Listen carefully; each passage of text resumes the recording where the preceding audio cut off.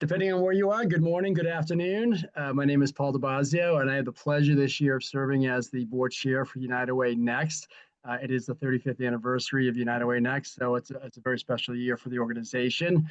And I spent 20 years in the United Way network. Manchester, New Hampshire, Boston, and then also 5 years with the United Way Worldwide, leading fundraising efforts in the late 2000 teens, and so not too long ago. Since leaving, I've been a member of United Way Next, and also I've been doing consulting projects with United Ways. I continue to see the United Ways and the challenges that you all face at the local level, and the support that you're getting from United Way Worldwide. As the host for this event, because I am the board chair, I'm hosting this particular United Way Worldwide Town Hall. I am also an eager listener and participant. I'm really excited to hear from our guest speaker today, who brings a lot of years of great organizational change management to United Way Worldwide and the transformation we all want to see happen in our network. So I'm happy to be here as somebody just observing as well, and welcome you all to the session. I turn over to my fellow board member, Ann Fox. Thank you, Paul, and good morning, good afternoon, everyone. Ann Fox. I am serving as the incoming board chair, going to be filling very, very, very, very big shoes of Paul DeBassio. And I'm struck by the topic of today's conversation, which is transformation at United Way Worldwide. And we ourselves in United Way Next have also been transforming ourselves to really focus beyond retirees and alumni and alumni members. And it's very exciting, it's very challenging, but it's also exciting to think about the future and what's possible. And so I'm looking very forward, like Paul, to be an eager listener and participant in this conversation. And I thank you all very much for coming today and spending time with us. I spent 20 years of my career at United Way, either as a volunteer or on staff, ending my time with United Way at United Way Worldwide, also in the fundraising area. So this is an organization that's very near and dear to my heart, both personally and professionally. I believe it helped to shape who I am. And so I'm delighted to be here today, and really, without further ado, I want to turn it over to Tom to get us started. So thank you. Well, hello, everyone. It's a very warm welcome. Thank you so much. I'm very excited to be with all of you today. Thank you for making the time. I am Tom Lowery. I am the Chief Transformation Officer at United Way Worldwide, and I've been with the organization for 3 years. I'll tell you a little bit more about my background, but I first want to say out of the gate that this conversation means a lot to me. I've had the pleasure in the last number of months of having conversations with hundreds of current United Way leaders, people who are currently sitting in the chairs that some of you have occupied in the past, and getting a lot of important input and insights about where to take this United Way transformation. And yet it is so important to me that we also look back and learn from what has happened in our deep and storied history, so that we can incorporate the past and the present into our plans for the future. That's how success is going to happen here. So this conversation is very important to me. What I'm planning to do is make a presentation to all of you to explain both the content of the United Way transformation as it's currently being conceived, and some methodology that I think is important to the conversation. And along the way, if you have comments and questions, please feel free to fill them into the chat, because we can make time for those in the back part of the conversation today. So looking forward to all of that. So that's procedurally what I'm hoping to do today, and to let you in on what we're doing now with the United Way transformation. By way of background, I've been at United Way and United Way Worldwide since June of 2022. I've worked with Angela Williams, our president and CEO, for about 14 years. I'd worked with her at Easter Seals when she was the CEO there, and then when I led executive development at YMCA of the USA, she was there as well. We met in 2011, So we go back for 14 years, and I've had the great pleasure of working with her. So she asked me to come to United Way specifically to lead the learning and leadership development function. That's part of my background. And then I switched over to this Chief Transformation Officer role basically a year ago, coming up on a year, at the time when it was evident that we needed to do a lot more work with transformation. I have a lot of background in organizational change management, and I'm bringing that to the table here in this work that I'm currently doing and in this conversation, as well as organizational development. I've been a part of multiple federated nonprofit organizations. I've also been in the corporate sector. I was head of global talent management for Gartner, the information technology research firm. And so I did that for a while, and bringing all of that to bear here. But I must say, this is, if not the most exciting part of my career, certainly the most challenging, because we're taking on a transformation and we're doing it at a tremendous scale that matches the history, the size, the scope, and the possibilities of this incredible organization. So very glad to be with you today to talk about what we're up to. So what I'll do is give you an overview of the larger transformation, then a 5-year plan that we are devising within the multi-year transformation, talk about our methodology, talk about some specific components of the 5-year plan, and then open it up for your comments and questions, which I'm very eager to hear. So with all of that, I always like to start the presentation by looking 10 plus years out and painting a picture of the future. So I find this useful because having a destination in mind, even if all the specifics are not yet mapped, is an important aspect of successful organizational change. So this is painting a vision of what we might want to be able to say 10 plus years out, that United Way will be the premier global nonprofit serving human needs. Growing our revenues after a long, steady decline, what if we can turn that around in a substantial way? A thriving, agile network of hyperlocal community organizations. We're already hyperlocal. That's our stock and trade. That's our superpower. But a thriving, agile network, there's more we can do there. The recognized provider of data-driven community solutions. You'll hear more about that in just a moment. The partner of choice to address communities' toughest challenges. The first call that's made when tough challenges arise, whether they're longstanding or current, pick up the phone or get on Zoom, contact United Way. A unified global delivery system that is the best in civil society. Angela Williams talks about this quite a lot, this idea of the United Way network as a global delivery system. How can we fortify that and bring that fully to life? The leading developer of civil society talent, not only elevating and energizing the talent within the vast United Way network, both on the board side and the staff side, but also on behalf of and in partnership with civil society at large. And then the public's trusted top-of-mind resource for thriving communities. These are statements that we are making regularly as we're talking about the vision, the promise, the opportunity of the United Way transformation. I would consider everything you're seeing still in draft, which is to say we want lots and lots of input from various aspects of our network and beyond. But this has resonated with many audiences as a kind of tangible image, a beacon that we can be thinking about with regard to where we might want to be 10 plus years out. And I say the plus to 10 plus years because this is big, this transformation. That's going to take a while to get there. Now let's bring this back a little closer to home. In case any of you attended the Together We Thrive conference in Orlando in June, you would have seen 3 big words displayed prominently. They are the anchors of the United Way transformation as we are currently constituting it. The first is that we must expand our impact. When we focus and scale our impact, we will help our communities overcome their toughest challenges so everyone can thrive. Elevate relevance. When we strengthen and amplify our relevance, more people will believe in and support our vision of a vibrant future for all.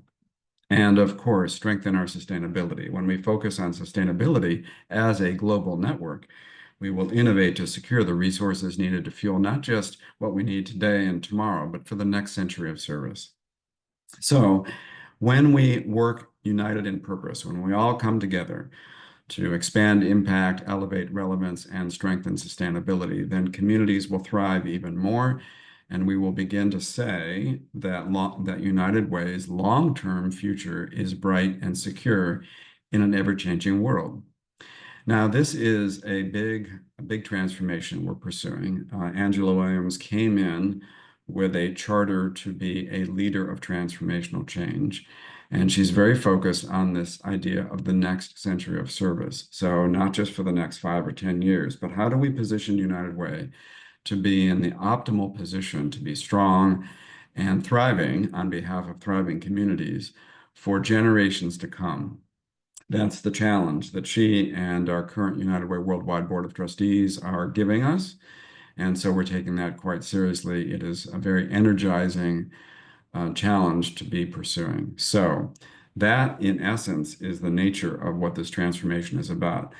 Significantly expand our focus on impact, elevate our relevance, and strengthen sustainability. And these are going to manifest across multiple domains and dimensions of how it is that we'll talk about this transformation, as you will see shortly. Now, I also want to bring to the table one other component here just for reference, and that is the 4 impact areas of United Way as they're currently defined: healthy community, youth opportunity, financial security, and community resiliency. These were re-articulated and redefined as part of the global brand refresh that happened just over a year ago, and lots of research went into this. And these are material to what I'll be showing you in a little bit. These also are critical to how we frame all of this. Now, so that's a picture of the future in a broad way. And now we're about to get specific. However, I want to take a little side trip here, and that is to talk with you about the challenge of transformational change. So I would appreciate it by show of hands or something in chat, if you could just give me some verbal signal if you have been participating in any type of transformation that has been attempted in United Way in the past. Please raise your hand. I'm seeing some hands go up. Absolutely. Good. That's what I would hope. Lots and lots of them. And I so appreciate, and I'm continuing to learn from the different projects and initiatives around transformational change in United Way. We have a lot to learn from them. One of my strong beliefs is that it is critical that we learn from what has happened, what has worked, and what hasn't worked as we look forward. And I'll also acknowledge that this is really hard. Transformational change is really, really hard to do. And it's even harder when we consider that we're trying to do this in a federated organization, which is about as complex an assignment as you would ever get. So it is a challenge. And I want to talk to you about our methodology and how we're approaching this, because we want to learn from what has happened before and also apply a methodology that we know works in large-scale transformational change. So while I have a lot of background in organizational change, I'm very, very pleased that the guide that we are using to shape our methodology for transformational change now is someone named Daryl Connor. Now, Daryl is one of the luminaries in organizational change management. He has been doing this work for 51 years. Mostly in the corporate sector, but for the last 10 or 15 years, he's focused specifically on transformational change for international NGOs. That's what he does. And he's very, very, very selective about which organizations he will work with. He has a methodology that he's deciphered what allows organizations to truly succeed with large-scale change in relation to those that don't. And we're adopting his methodology, and we're going to use that as the method, the backbone of our approach here. So I'm going to share a couple of elements from Daryl that give you some context about our method. And one of them is how he talks about whether or not the change you are pursuing is truly transformational. And he has 3 main components that he calls the trifecta. Is the intent of the change you're seeking, on the one hand, essentially requiring incremental shifts. So you've already got something going, you're going to tweak it slightly from here to there. Or does this require fundamental shifts? In terms of what he calls realization, which I will define in a moment, when we talk about the outcomes of this work, is it about things such as putting structures and processes in place? Is that the end game?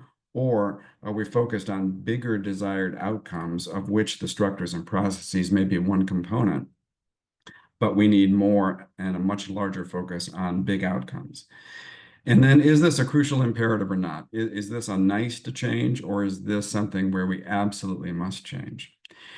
Now, when Angela Williams first spoke to Daryl, and Daryl was interviewing her as she was interviewing him about whether or not they would want to engage with each other, Angela made it clear that when she considers the remit, the challenge, the charge of what we're doing with the transformation, that the United Way transformation is on the right side of the continuum across the board. So we're going for big, large scale and long-standing transformation. And when she affirmed that, then Daryl said, okay, I'm happy to take you on as a client and bring to bear some of the methodology that will, in his experience, make a difference, make the difference to help make sure that this transformation fully succeeds. But it starts with a level of commitment that we are, in fact, aiming for big transformation, not just smaller incremental change, as important as those may be. So just to dramatize this a little bit, I won't go through all of this, but you can see on the left side some of the indicators of incremental change, and on the right, some indicators of transformational change. So one of the top ones right out of the gate, you can see a distinction. Are we asking people to modify behaviors? Or are we also asking people to change their mindsets, how they think about things, about what United Way does and where we go and how we operate and how we work with each other and so forth, as well as behaviors? Is there a really simple, clear direction? We're going to install this new software and we need everyone to have it up and running by X date? Or is it more complex than that, where there's no one right answer because there are a lot of components. There are many right answers we've got to work on together. You can see the other types of elements that are here, but I'll also call out the idea that this represents potentially a major disruption in people's expectations. This is not a minor adjustment to the status quo. We're building on the DNA of United Way, which is so strong, but we're also needing to confront things to make sure that we're making the transformational shifts required that will achieve our solidity in achieving the goal of being able to say that our long-term future is bright and secure in an ever-changing world. And this last one I'll just say at the bottom is that when we're talking about a transformational change, a truly transformational change, our goal is not necessarily to say every single person needs to embrace it. It would be great if they would, but that's never realistic. Some people may be unwilling or unable to complete this journey, and it will in fact be a journey. And we'll just have to reckon with that as we move forward because we must. So you can see these indicators of transformational change as components that are raising the bar on how we're approaching this. Now, Daryl uses two terms I won't go into great detail on, but just so you're aware of how we're framing this, the difference between what he calls installation and realization. Installation is when we insert new methods, processes, structures, software, we train people, we do those kinds of things. Those are all important, but that's not the end game. The end game is full realization, and that occurs when the sought after mindset, behaviors, and promised outcomes are consistently demonstrated over time. So mindsets, behaviors, promised outcomes have to be in place and demonstrated over time to fully realize the power of this transformation. And so we're aiming for realization in this. So this is a big undertaking. We know it's going to take a long time, especially given how complex the United Way organization is. At one point, Angela asked Daryl, how long will this transformation really take? And he laughed and he said, oh, about 3 lifetimes. We have to be in this for the long haul. This is a major undertaking and it has a lot of pieces. It's going to require the stamina and the conviction to go through it and to treat it as a journey. And as I said at the outset, building on all the lessons that we can draw from prior attempts. So much of transformational change is, well, as he says, at least 70% of attempts at transformation either fail or fall short. They can install things, but that's not really full transformation. And then he told us, actually, in a federated organization, the percentages are warped even more. So definitely fewer than 30% of international NGOs that attempt full realization of transformational change succeed. But he's figured out the method, and he has all these decades of experience to guide us to show if you do these things, these are the mechanisms that will make this go forward and allow you to realize the full ambition. I'm not going to go into all those components today, but just wanted to let you know that we're using this as a touchstone for how we're approaching this, and we're treating this methodology very seriously because we know that the execution of the change is at least as important as the concept. But speaking of concept, let me now introduce you a little bit to how we're thinking about this. We have our theory of change that we're using to characterize this, and it's got three major components. The first is this idea of a thriving network, and it is based on those anchors that I described before: expand impact, relevant, and to elevate relevance and to strengthen sustainability. So this is about making our network as strong as possible so that it is truly a global network. We're using data. We're maximizing a world-class brand. The network itself is strong. Some of you may have heard about the Thriving United Way framework. This is a method that has been in place now for about 18 months, and this has been co-created with about 600 or 700 local United Ways who together have defined the characteristics, the elements of what makes United Ways thrive, regardless of the size or structure of your current United Way. So all of these United Ways came together. They came up with these 6 different focus areas that you can see here.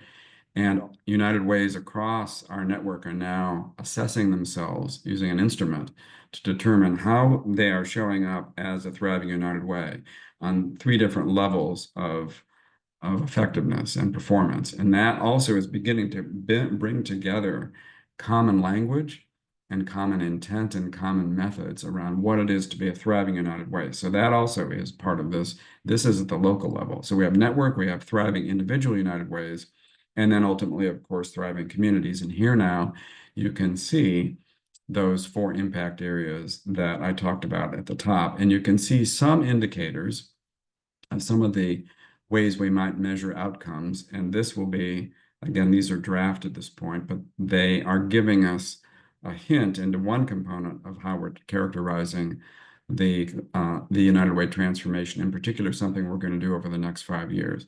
But anyway, the idea is thriving network, thriving United Ways, thriving communities are important in how we think about this larger change endeavor.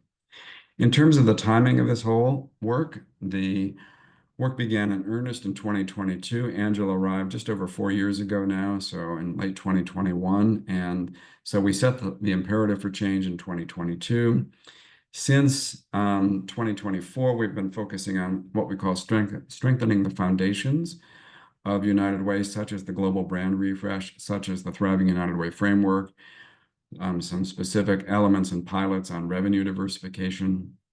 So those are all very important, and they are being incorporated into the plan, and they will continue. But we're also now establishing the conditions for transformation so that we can look ahead, in particular, at a 5-year network plan.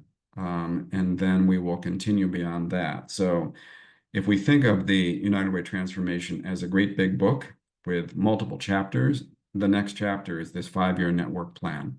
And we know we're not going to get it all done in 5 years because United Way is too big and we have too much we want to do. So we're treating it in chapters, and the next one is something we're calling United Way 2030. So I'm going to talk to you now about that, and then a little later we'll get into your questions and your comments. So we brought in McKinsey & Company in the beginning of January to help us frame some 5-year opportunities for the United Way network. And they did external analysis, they did internal analysis. We've been in lots of conversations with local United Ways to help get more shape to this. And we have a draft of a 5-year aspiration for the network of what we might want to achieve over 5 years as sort of the hallmark of United Way 2030. And it goes like this: to empower communities with solutions and data to improve the educational and economic outcomes of about 70 million people globally. So this is saying that within our 4 impact areas, we want to use as doorways into all 4 education and economic outcomes based on particular opportunities that McKinsey is seeing as ways that we can make a big difference beyond what we're already doing, and to further strengthen and unify the network. That 70 million number, if you're curious, this is a placeholder. Right now, United Way serves about 48 million people a year, and the calculation suggests that by looking at some of the initiatives you're going to see, we can certainly reach 70 million, but frankly, some of us are having conversations about how much more we could enlarge that ambition beyond this. So this is something that we're using as a conversation starter. We've been testing this in lots of conversations with hundreds of United Ways and getting positive responses about this so far. So if we use that as the anchor, then the next thing that we're doing is in United Way 2030, we are identifying 11 different initiatives that we might pursue as a network to help achieve this aspiration and move the entire transformation forward in the next 5 years. So 4 of them are in impact, 3 of them are in infrastructure, 1 is in relevance, and 3 are in sustainability. And so you can see impact, relevance, and sustainability there from the prior reference. We added infrastructure because we know we have some infrastructure components we need to add to the mix. And we put impact at the top because we believe that by doing so, that it can both elevate and strengthen the items below and be served by them by doubling down on the impact that United Way is having in communities. And in fact, that has yielded what McKinsey has been calling the big bets that we might want to make over the next 5 years. And so I'm going to just briefly give you an overview on a few of those impact initiatives as they're currently being conceived and that we have been testing and getting input from the network on. So here they are. The first one is called Commitments to Communities to become the global go-to nonprofit for addressing pressing and specific community needs. I'm going to go in more detail on the first 3 in a moment, so I won't describe them more here. The second, Pulse of the Community to equip United Ways to use real-time data to anticipate community challenges and deliver life-changing impact. 3, Pillars of the Community to amplify United Way's presence as a place-based backbone to address systems-level community issues. And 4th is 22nd Century 211 to enhance 211's capacity, quality, data-driven insights, and user experience to serve communities even more powerfully. So we all know 211 is an incredible asset. McKinsey has affirmed that. They reminded us there's nothing else out there like 211 as a community resource. And about 50% of 211s are operated directly by United Ways. About 85% are funded by United Ways. There's so much that could happen with it. I'll just say a little bit more about this one here now. It's an incredible asset, but it's also a very fractured asset. There are about 250 discrete call centers. They're working on about 9 or 10 different technology platforms. They're not sharing data easily with each other. They have different approaches and methods. So they're hyper-locally great, but we're not able to modernize or make the connections happen across 211s that would strengthen all of them. And also, frankly, feed some of these other initiatives we're talking about as well. So this is also an area we are looking at quite seriously about taking this incredible jewel and amplifying it so it is getting ready to be that 22nd Century 211. But let me go back into the first 3. I'll go through those in a little bit more depth, and then that will wrap up my presentation so that we can then have time for your questions and comments. So commitments to communities. So I mentioned earlier, we've got the 4 big impact areas, healthy community and so forth, financial security. So this is about focusing on specific commitments that United Ways will make within some of our impact areas. And I should emphasize that all of these initiatives would be voluntary. We're not going to be mandating them for local United Ways. But if you can imagine that, say, within youth opportunity, where many United Ways focus, what if we were to create some common commitments so that we could seek to increase needle-moving impact at scale. So for example, in Youth Opportunity, where everyone has license to do what they wish locally, and they absolutely will and should continue to do that. But what if we also agree across many United Ways, as many as want to get on board, that we want to have some common goals or a common goal over the next 5 years? For example, within Youth Opportunity, what about improving school age readiness and success in a measurable way over the next 5 years across multiple United Ways? Or in financial security, what if we were to do something to improve conditions for working families? So that would allow us to build on where we already have local momentum and success. This is not about inventing all new stuff, but to activate local solutions with even greater alignment across our efforts than we're able to right now, and to leverage the power of our global network. We believe that this could attract large donor investments to elevate our commitments. We're already having some conversations about that with some potential funders, and they're very excited about the power or the potential power of the United Way network. What can we do together to, again, move the needle at scale on big impact opportunities? United Way is uniquely positioned to do that because we're so instantiated in communities now. What do we do more together, and what could we yield as a result? And how could that help us? And also help us to be known for something, because a lot of people know the United Way's name, but they don't know what we do. But some of these goals can help us to do that. So that's commitments to communities, and we're working hard right now to frame those out.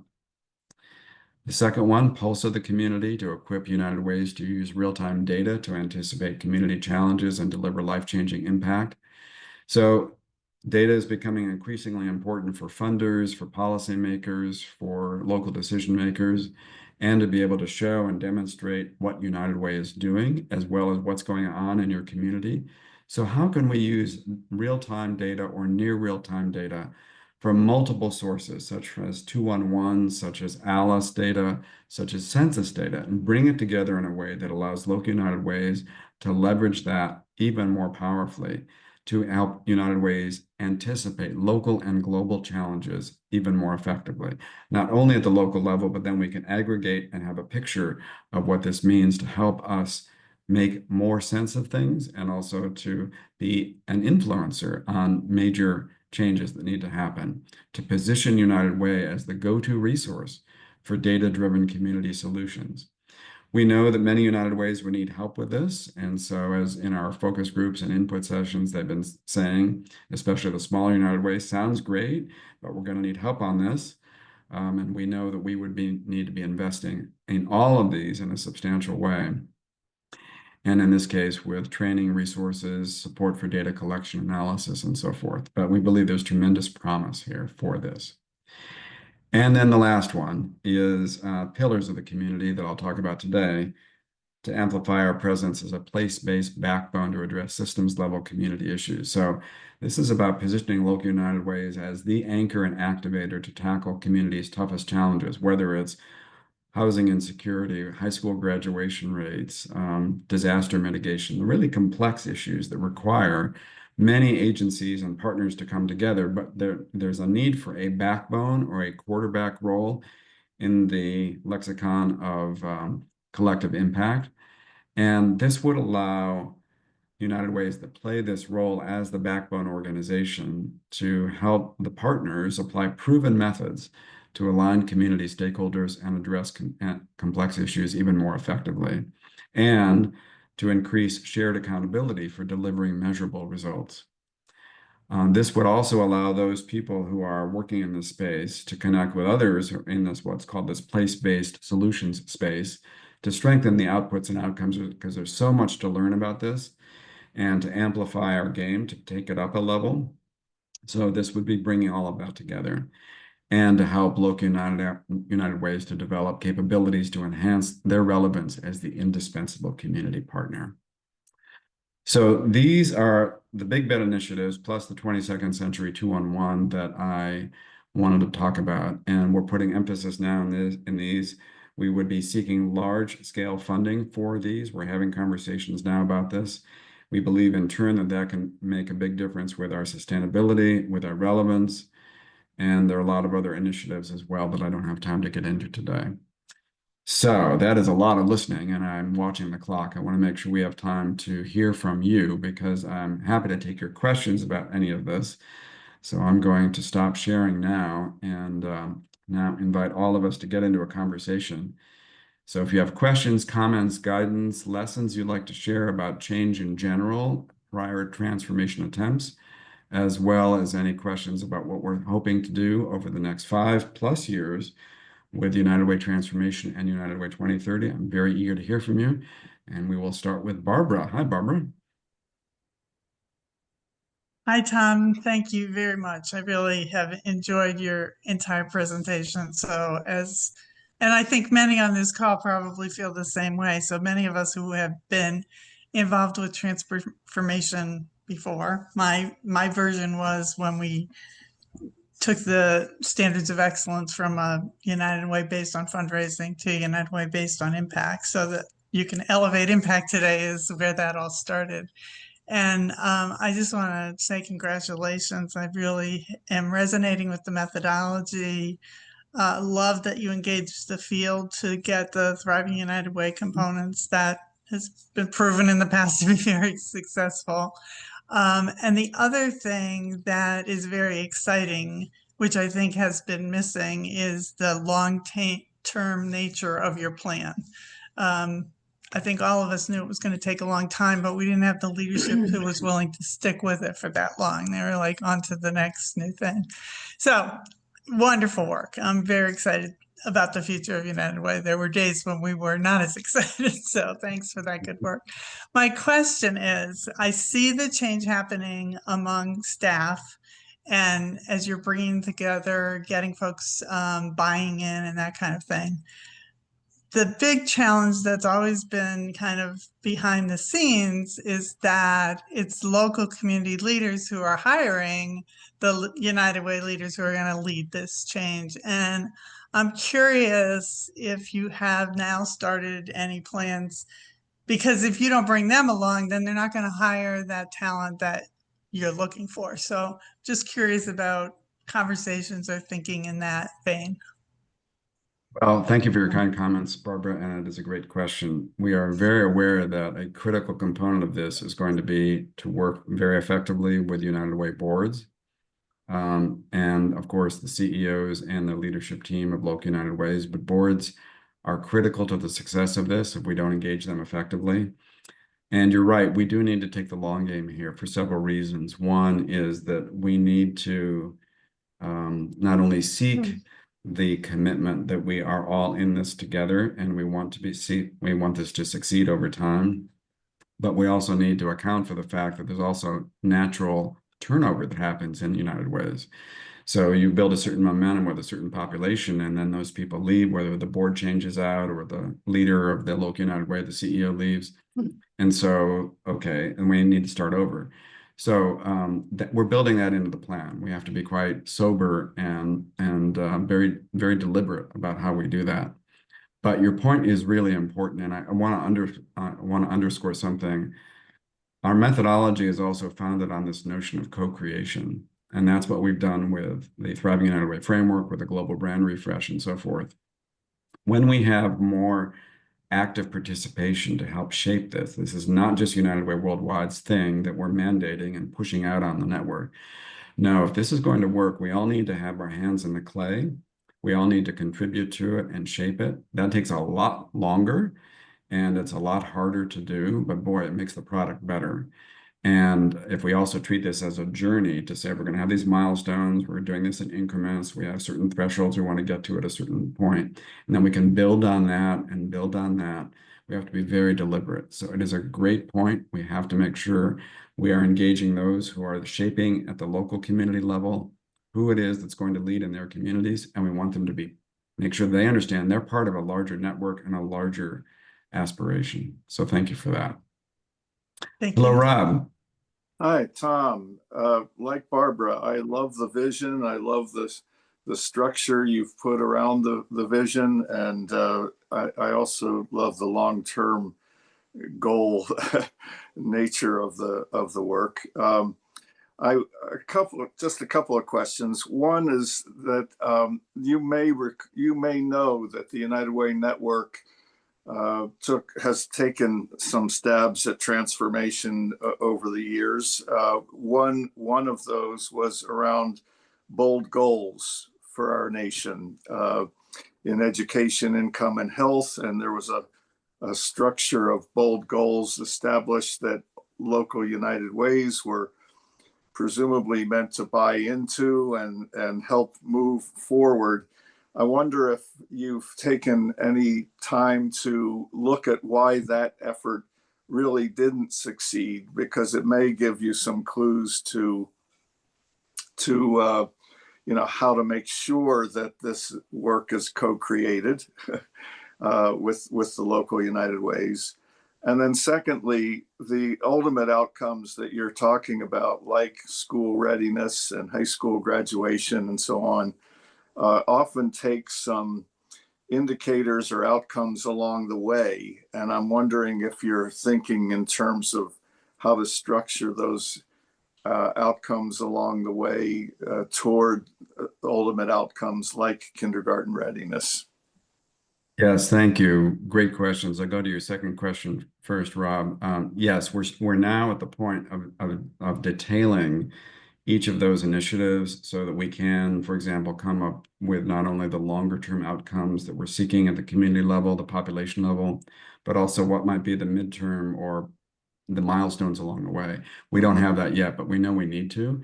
Mm-hmm. We also know that with transformation and any kind of big scale change, any change really, you need quick wins. You need to be able to establish proof of concept, build early credibility, have momentum, and then build on that. So all of that has got to be part of the mix. So thank you. With regard to bold goals, I have looked at those. Thank you.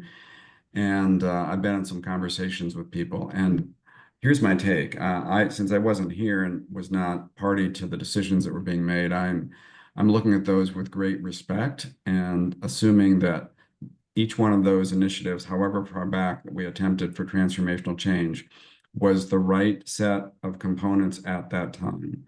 As I said at the outset, so much of transformation, well, I'll back up and say this. There may be elements in the current transformation that look familiar to bold goals or other earlier transformations. So it's not as if we're coming up with something that's radically new and never been thought of in the history of United Way.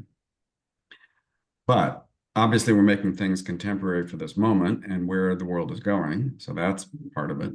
But beyond that, we have to double down on execution. What is it that is going to establish the conditions and the follow through so that these good ideas actually manifest and take hold?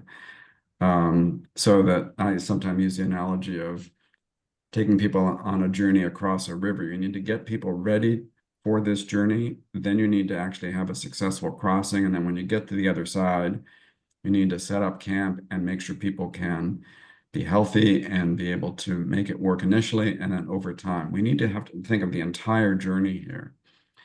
And in this very, very fast-paced world, it's often typical for leaders in any type of organization to want to move fast and make stuff happen quickly. And Angela Williams is certainly one of those leaders who wants to move very, very fast because of the urgency she feels on behalf of communities. But she also is patient enough and big picture enough to know we've got to be in this for the long haul. Now, none of us are going to be around for the 3 lifetimes that Daryl Connor was positing. But for example, one of the things we're doing is we're quite actively engaging younger leaders. We have this program called the Next Generation Leaders Initiative, an 18-month program for emerging leaders. And one of the things that we're doing is we're helping them to understand the essence of the transformation, because they're going to carry the flag in the future. We need to prepare them now so that they're ready to go forward. So there are multiple components we're looking at, Rob, that I think are going to make a difference. And but we need to have the stick-to-itiveness to make sure we see it through. Great. Thank you. Thank you. Hello, Dick. I see your hand is up. Nice to see you. Nice to see you, Tom. I joined Barbara and Rob in complimenting the process and your presentation. Thank you very much. I look forward to spending a lot of time with those slides. My question deals with proactive versus responsive. What I see in what you presented today is a very proactive, energetic, bold direction, plan of action, roadmap being formed. What I don't see as clearly is the responsive nature. Back in the 1980s, referred to as the last century, a national staff member named Paul Cherney introduced the concept of environmental scanning, not the air and water, but the things to which local United Way's, national, international, had to respond as part of the environment in which they operated. So my question is, where in your presentation and the direction that United Way International is going, where is the responsiveness? And I'm particularly sensitive to it these days with all of the changes going on in Washington and nationally, to which United Way's, communities, families, businesses, institutions must respond. Thank you, Dick. It's a beautiful question, and I'm going to ask my colleague Estenet to, while we're doing this, Estenet, if you could find the link for Angela's new book and put that into chat. I'm going to refer to that in just a moment. Dick, you're saying something so powerful, and I'm going to, in a way, contradict myself. On the one hand, I'm saying we're going to use a deliberate methodology, which we are going to do. It has a lot of steps, a lot of deliberate sequential components that we need to have in place to move this forward so we execute. And it's not or, and one of the other premises we're using is that we need to be clear about outcomes and flexible on execution. So that sounds contradictory, but that's a way of responding to real-time events that are happening in the increasingly crazy world we're inhabiting. In other words, none of us will be able to say with any confidence what the world is going to be like 5 years out at the conclusion of our 5-year plan.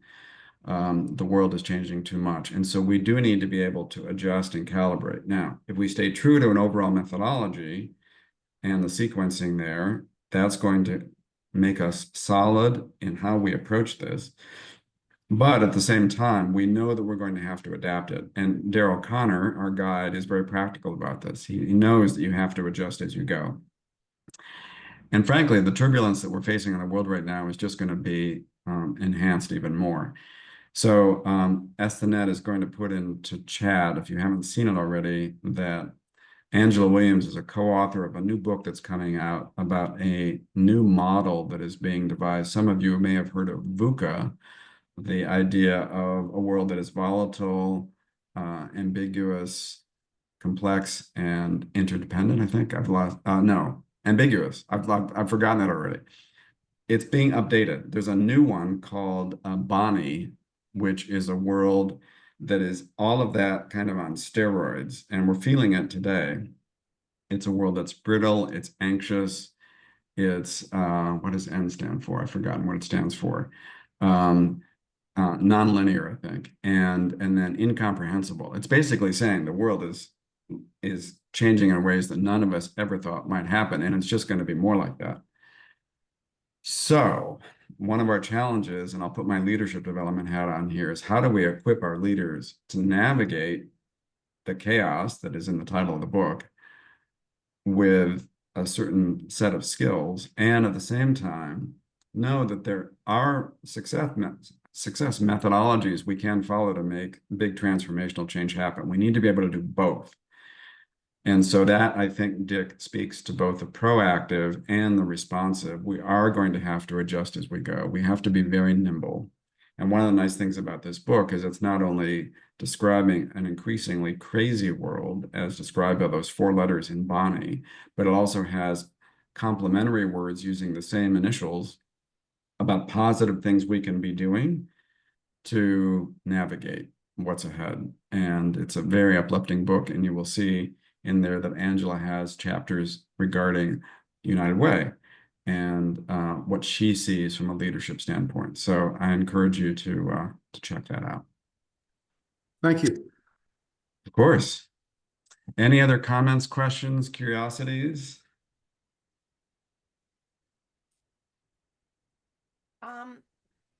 I don't know how to raise my hand, so I'll just speak. I was with United Way of America from 1978 to 1994.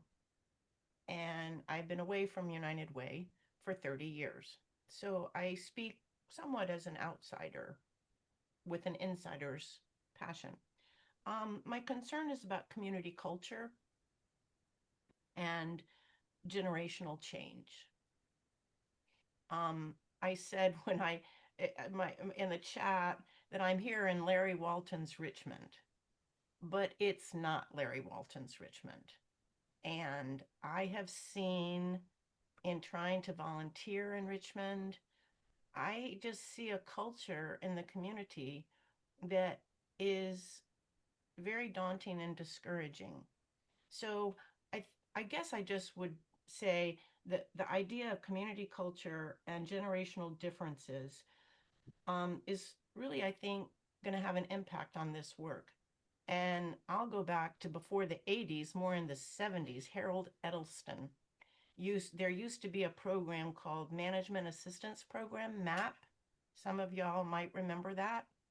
And where local United Ways have a network themselves of their agencies.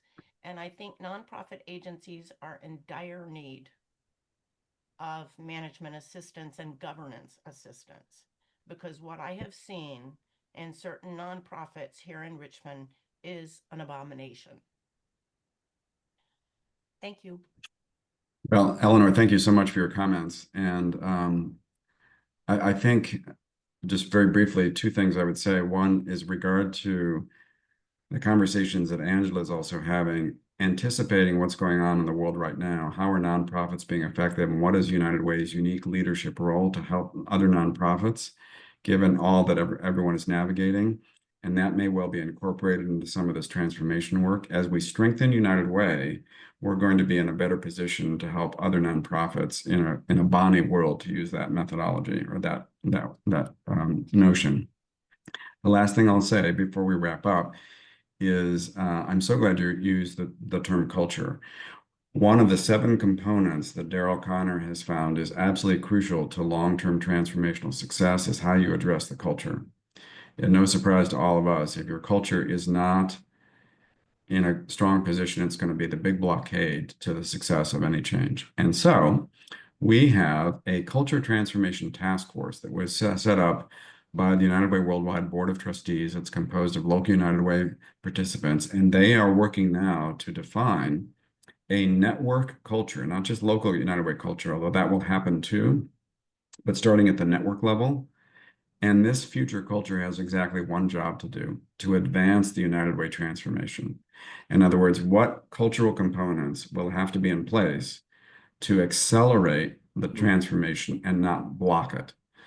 And that's what this group is looking at now, and they're doing a tremendous amount of work. And in fact, I believe one of the people on this call today, if I'm not mistaken, Donna Pinto, is a member of this Culture Transformation Task Force. So they're working in real time on this, and I just want to acknowledge her and the other members because they're hard at it, and they've climbed many mountains already and more to come. So I want to thank Donna and her team on that.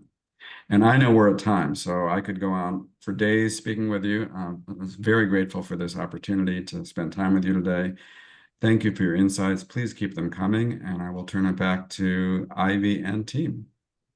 Yeah, so thank you so much for everything. I just have one quick note, and then I will hand it back over to Tom, Paul, Ann, or Carol for anything else that they want to mention. But we have one more event this month on the 28th. It is a wellness session. Shout out to our event programming sponsor, FrontStream, and then thank you guys for attending all of our events and those that volunteer for them. And then just lastly, if you wouldn't mind doing the survey at the end of this when you close out of Zoom, it just helps us put on better events for you guys. So I will hand it off to Paul and Carol, whoever else has something to say. I think I'll take it from there. And thank you, Ivy. Thank you, Tom. for this amazing presentation, and to my fellow members for your insightful questions and comments. I was prepared with a question just in case somebody wasn't ready to go, but of course I should have known better. But great conversation today, and I look forward to continuing to follow this work and plugging in if there's any way that we can. And so thank you all again. Have a great afternoon.